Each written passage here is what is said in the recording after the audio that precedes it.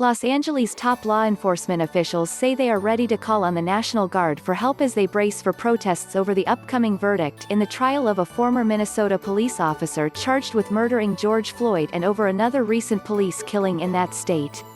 "We are inquiring with all our law enforcement partners as to their state of readiness, which includes contingency planning with the National Guard," said Captain John Satterfield, a spokesman for the Los Angeles County Sheriff's Department.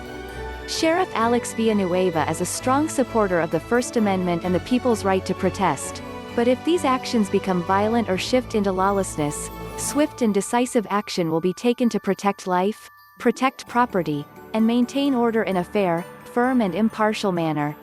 Saying authorities are in the planning phase, Satterfield said it would be premature to say how many Guard troops would be ready to deploy. At a press conference Monday, Villanueva, Los Angeles Police Department Chief Michel and other county officials urged protesters to demonstrate peacefully.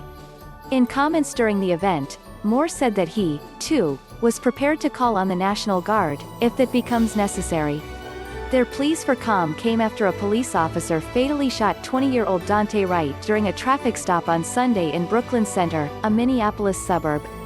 Brooklyn Center Police Chief Tim Gannon said Monday the officer may have intended to use a taser, not a firearm, and that he believes the shooting of the black man was an accidental discharge.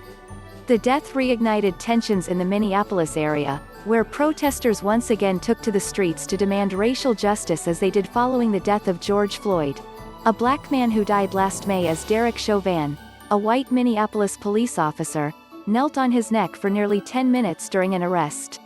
CBS Los Angeles reported that a small group of demonstrators gathered in South LA on Monday afternoon calling for justice for Wright.